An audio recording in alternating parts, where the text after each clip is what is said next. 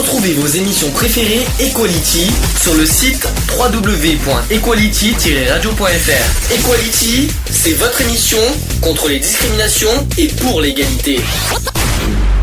On ne choisit pas sa couleur de peau. Encore moins des tourments hétéros. Qui sommes-nous pour juger ce qui est bien ou mal? Dit-on pas que chacun est égal? L'union fait la force. On passe au deuxième sujet. Et là, je sais, je suis désolé, c'est moins ton domaine, c'est moins ton truc, mais il faut quand même en parler malheureusement parce que c'est ce qu'on vit un petit peu actuellement, les élections européennes et législatives. Alors je vais faire vite. Au niveau des élections européennes, 8 et 9 juin 2024, donc le taux de participation s'est élevé à 51,49%, en hausse de 1,37 points par rapport à 2019. Alors, des résultats. Rassemblement national en première position avec 31,37%, ils ont gagné 30 sièges. Renaissance et ses alliés avec 14,6%, ils ont gagné 13 sièges. Ils ont perdu la moitié par rapport aux européennes d'avant. Le Parti Socialiste et les Places Publiques, ils ont eu 13,83% avec 13 sièges, donc à égalité avec Renaissance. La France Insoumise, 9,89%, donc 9 sièges. Les Républicains, 7,25% avec 6 sièges.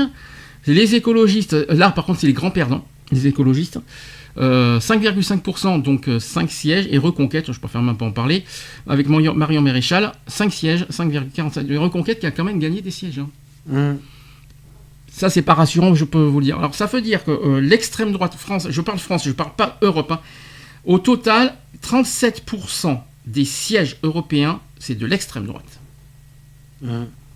Ça veut dire 35 sièges sur combien 88, je crois, si je ne me trompe pas.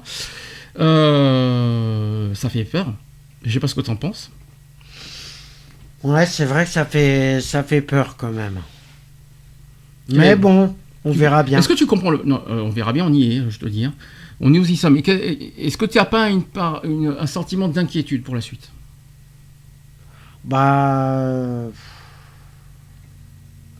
Ça pourra pas être plus pire que ça l'est, hein, de toute façon. N'oublions pas que le Rassemblement national, ce sont des anti-européens. Donc il y a de quoi s'inquiéter un petit peu quand même. Hein. Sachant que le Rassemblement national a nationalisé ce scrutin européen pour en faire un vote contre la politique d'Emmanuel Macron. Donc ça, c'est pas une surprise.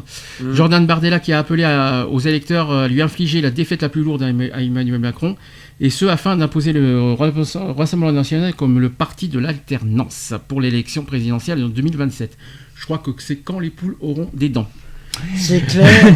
Même s'ils sont très forts au premier tour, ils sont pas au deuxième tour, ils se font balayer à chaque fois, donc c'est pas la peine de rêver. Au premier tour, oui, ils sont forts, mais au deuxième tour, là, ils peuvent rêver. Hein. On verra bien. Le parti présidentiel qui a tardivement investi sa tête à Valérie Ayé, qui est président du groupe Renew, méconnu du grand public après avoir essuyé plusieurs refus d'autres personnalités de la majorité. Donc les élections européennes constituaient le dernier rendez-vous national d'Emmanuel Macron qui ne pourra pas se représenter. Oui, parce que sachez que Emmanuel Macron ne se représentera pas en 2027. Non. Pourquoi? Tu connais l'histoire? Non. On peut se présenter 2 fois la suite au maximum. Alors? C'est la nouvelle constitution qui a été faite. On peut se présenter que 2 fois la suite. C'est un petit peu comme les États-Unis d'ailleurs. Donc il va faire son quota maximum, il ne pourra pas se représenter. Après, par contre, je ne sais pas, après cela, est-ce qu'il peut se représenter à nouveau? Je sais que c'est 2 à la suite qu'on peut pas. Enfin, il ne peut pas se représenter une 3e fois à la suite. Après, je ne sais pas s'il peut se représenter plus tard, parce que ça, c'est une bonne question. Mais je sais que 2 à la suite, c'est non. Enfin, 3 à la suite plutôt. Le Parti Socialiste,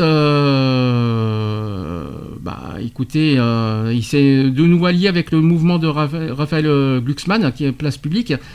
Après les 6,19% rassemblés par la liste de l'essayiste en 2019, le Parti Socialiste voulait utiliser ce scrutin pour peser davantage dans le bloc de gauche. Quoi qu'il en soit, aux européennes, le Parti Socialiste est le premier parti de gauche. Ils ont dépassé la France Insoumise. Hein. Ça, c'est une bonne nouvelle. Ouais. Parce que je suis pas très France Insoumise, pour être honnête. je suis plus au niveau de la gauche, je suis plus envers les écologistes et les partis socialistes que la France Insoumise. Vu ce qu'on a entendu sur eux, excusez-moi, qui avec leur position sur Israël, voilà quoi, ça donne pas envie de voter pour eux, en tout cas pour la France Insoumise. La France Insoumise d'ailleurs qui a choisi Manon Aubry comme eurodéputée pour emmener sa liste aux élections. Voilà. Au niveau des européennes. Mais qu'est-ce qui s'est passé suite aux européennes? Tu connais l'histoire? Non. Dissolution Non, de mais je... Oui, la dissolution du... Dissolution de l'Assemblée nationale le soir des européennes. Et là, ça a été le drame. Là, c'était le drame total, parce que vu le résultat, déjà, premier tour encore majoritairement gagné par le Rassemblement national. Je parle du premier tour. Mais contre toute attente, le nouveau Front populaire, tu sais ce que c'est le nouveau Front populaire? Non. C'est l'Union de la gauche. En fait, c'est le nouveau nom de l'Union de la gauche, en fait, tu préfères. Qui est arrivé en tête au second tour des élections législatives le 7 juillet dernier. Selon les résultats définitifs publiés par le ministère de l'Intérieur, alors j'ai les résultats, l'Union de la gauche, qui est le nouveau Front populaire, a un total de 180 sièges. C'est pas majorité du tout absolue. 71 pour la France insoumise, 64 pour le Parti socialiste, 33 pour les écologistes, 9 pour le Parti communiste. Voilà comment c'est rétabli, comment c'est dispatché au niveau de l'Union de la gauche. 180 au total. La première à gauche, c'est les France insoumises et 64 pour le Parti socialiste. C'est pour ça qu'on est un petit peu dans la merde en ce moment. Derrière la coalition de gauche, mais devant le RN, le bloc présidentiel réuni sous la bannière Ensemble perd la majorité relative qui détenait en 2022 à 2024. Ils obtiennent, eux, de leur côté, 163 sièges. Voilà. Et le Rassemblement national est de 3e position avec 143 sièges. C'est énorme, parce que c'est pratiquement le double. C'est pratiquement le double de l'ancien Parlement, enfin de l'ancien Assemblée nationale. Ils étaient 70, je crois, à peu près avant. Là, le Rassemblement national, 143. Alors du coup, aujourd'hui, on a un problème. C'est au niveau des majorités. Parce que 180 à gauche, 163 au milieu, 143 à l'extrême droite, et bon courage pour trouver une majorité, pour trouver un ministre. Ouais, bon, on est dans la merde. Donc là, on est en ce moment dans une situation de blocage. Déjà, le Premier ministre n'a toujours pas été nommé à l'heure actuelle. Peut-être que, je ne sais pas aujourd'hui des infos où on en est, parce qu'il y a des... Je sais que j'ai entendu parler qu'il va y avoir des partis politiques qui ont été invités à l'Élysée ces temps-ci, là. L'autre problème, c'est au niveau du nouveau Front populaire, parce qu'il y a des divisions et des fâcheries entre la France insoumise et les partis socialistes. Alors là, c'est la guerre aussi. Le Rassemblement national qui est dégoûté de pas avoir confirmé leur premier tour. Le centre qui ne peuvent pas gouverner comme ils veulent. Donc c'est là, en fait, pendant un an, on est bloqué. Tu sais comment ça fonctionne au niveau des élections législatives? Ça veut dire que pendant un an, on est obligé de subir ça.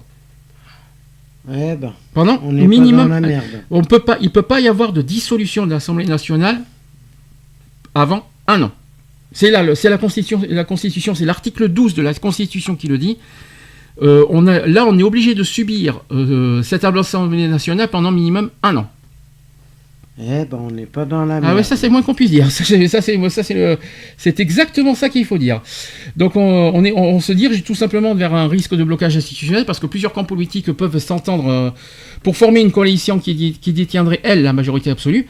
Mais cette hypothèse est loin d'être acquise, tant les trois principaux blocs se sont opposés au cours de la campagne et même encore aujourd'hui. Sachant par-dessus que le nouveau Front populaire est divisé en interne, il y a de fortes oppositions entre le Parti socialiste et la France insoumise, fragilisant leur majorité relative. La France qui pourrait aussi peut-être se retrouver privée de gouvernement, tout simplement. On pourrait même, ça serait une première, ça. Ça, ce serait une grande première. On pourrait tout simplement avoir limite un Premier ministre sans gouvernement. Ça peut se faire. Et sans gouvernement, aucune initiative peut être prise ni par la voie législative, ni par la voie réglementaire. On expédie les affaires courantes. Ça veut dire que ce qui peut se passer, si j'ai bien compris les infos, ils peuvent nommer un Premier ministre, mais pas de la majorité ou quoi que ce soit. Il peut être aussi issu que je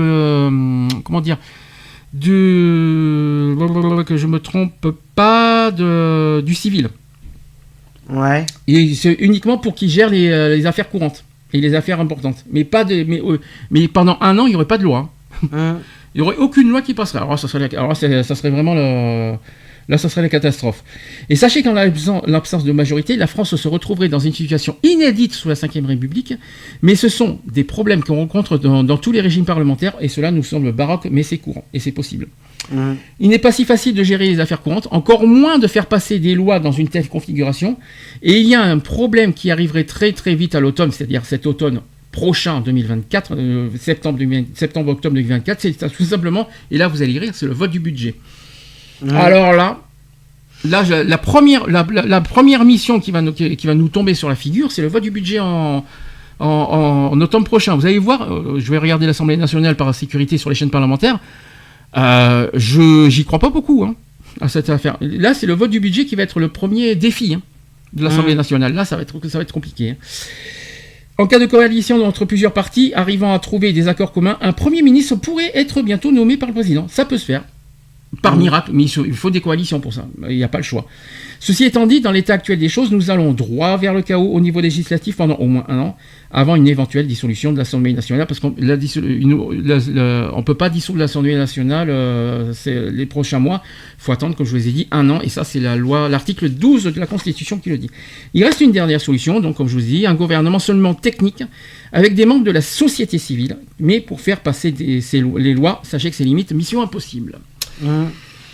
Qu'est-ce que tu n'as pas une petite inquiétude de ce qu'on allait subir pendant un an? Parce que là, on est en vacances, vous savez, on est un petit peu en trêve olympique.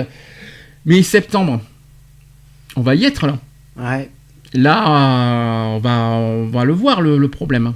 Parce que là, le problème du budget, de toute façon, il va être conséquent. il n'y a pas que le budget, il y a aussi les accords, les coalitions, les machins, les votes de loi, les votes de toutes les lois, je parle. Bon, heureusement, il y a le Sénat, si je peux me permettre. Heureusement, il y a le Sénat qui existe, parce que sinon, on aurait été mal. Parce que l'Assemblée nationale, à défaut, c'est vrai que c'est une autre solution aussi. Si l'Assemblée nationale n'a pas de pouvoir et ont du mal, eh bien, il faut donner tous les pouvoirs au Sénat, du coup. Ça serait je ne sais pas, personne n'en a parlé de ça. Mais il y a le Sénat qui existe pour faire passer les lois aussi. Donc, au pire des cas, si l'Assemblée nationale, il y a un blocage, eh bien, il faut donner tout pouvoir au Sénat, au pire.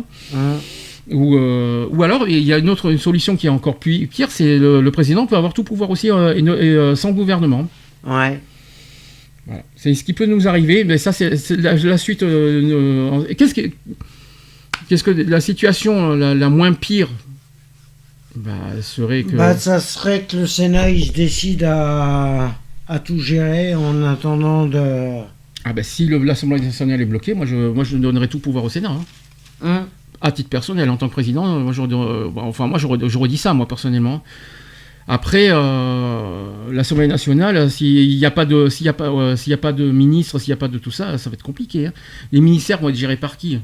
Et puis alors, les budgets, sur le budget, ça va être compliqué aussi.